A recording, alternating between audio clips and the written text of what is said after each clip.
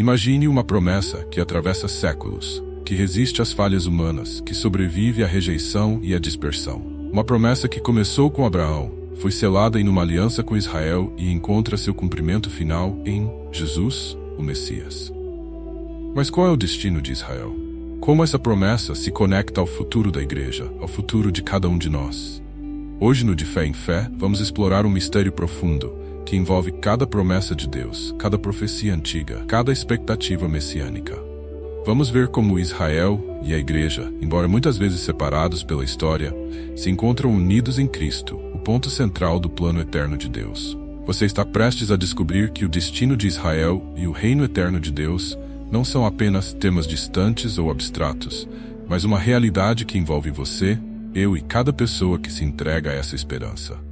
Prepare-se para uma jornada que vai desafiar sua compreensão, fortalecer sua fé e revelar o papel que cada um de nós é chamado a desempenhar nesse reino que nunca terá fim. Desde a escolha de Abraão, Israel foi designado como o canal das bênçãos de Deus para todas as nações. Em Gênesis capítulo 12, versículos de 1 a 3, Deus promete que a descendência de Abraão abençoaria o mundo, estabelecendo uma aliança perpétua, cumprida plenamente em Jesus Cristo. O Messias é a semente de Abraão que traz redenção e restauração, tanto para Israel quanto para os gentios. Jesus, sendo da linhagem de Davi, cumpre a aliança davídica e as promessas de um rei eterno que governará sobre Israel. Em Romanos capítulo 11, versículo 29, Paulo reforça que os dons e a vocação de Deus são irrevogáveis, ressaltando que as promessas feitas a Israel, que se concretizam em Cristo, jamais serão revogadas. O Antigo Testamento está repleto de profecias que apontam para o Messias como aquele que restauraria Israel e traria salvação às nações. Em Ezequiel capítulo 37, versículos de 21 a 28, Deus promete reunir seu povo e estabelecer sua presença entre eles para sempre. Este cumprimento encontra seu ápice em Jesus, que reúne os dispersos e estabelece o reino eterno. Em Zacarias capítulo 12, versículo 10, lemos que Israel olhará para aquele a quem traspassaram e se arrependerá, prefigurando o futuro reconhecimento nacional de Jesus como Messias. Jesus é o coração das promessas de Deus a Israel e ao mundo, como aquele que une, redime e restaura.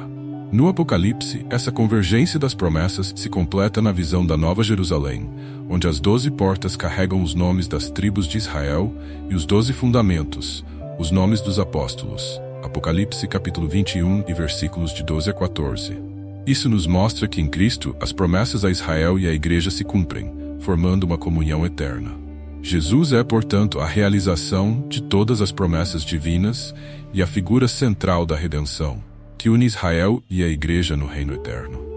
A promessa irrevogável de Deus a Israel é inteiramente realizada em Cristo, que é a confirmação das alianças abraâmica e davídica.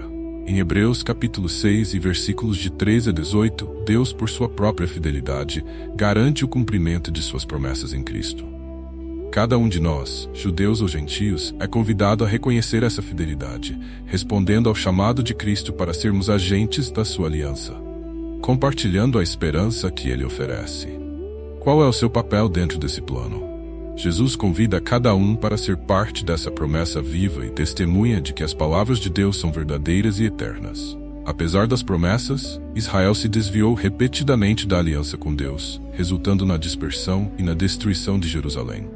Em Jeremias capítulo 2 e versículo 13, Deus acusa Israel de abandonar a fonte de águas vivas e cavar cisternas rotas. Essa rejeição atinge seu ápice quando Israel, em grande parte, recusa Jesus como o Messias prometido, cumprindo as profecias de Isaías capítulo 53, que descreve o Messias como o homem de dores rejeitado pelos homens. João capítulo 1 e versículo 11 declara: "Veio para o que era seu, mas os seus não o receberam." Essa rejeição sugere uma perda temporária da posição de Israel como exclusivo povo de Deus, mas não de suas promessas, que são reafirmadas em Cristo. Com essa rejeição, a salvação se abre aos gentios. Paulo descreve essa mudança como um mistério em Efésios capítulo 3 e versículo 6, onde judeus e gentios são unidos em Cristo. Em Romanos capítulo 11, Paulo explica que a incredulidade de Israel permitiu que a plenitude dos gentios entrasse no plano redentor, sem contudo anular as promessas a Israel. Em Gálatas capítulo 3 e versículos 28 e 29, Paulo argumenta que em Cristo não há judeu nem grego, pois todos os que têm fé se tornam descendentes espirituais de Abraão. Alguns teólogos interpretam essa inclusão dos gentios como uma teologia da substituição, onde a igreja assumiria o papel de Israel no plano de Deus. Entretanto, o próprio Paulo refuta essa ideia em Romanos capítulo 11, e versículos 1 e 2, afirmando que Deus não rejeitou o seu povo, a quem de antemão o conheceu.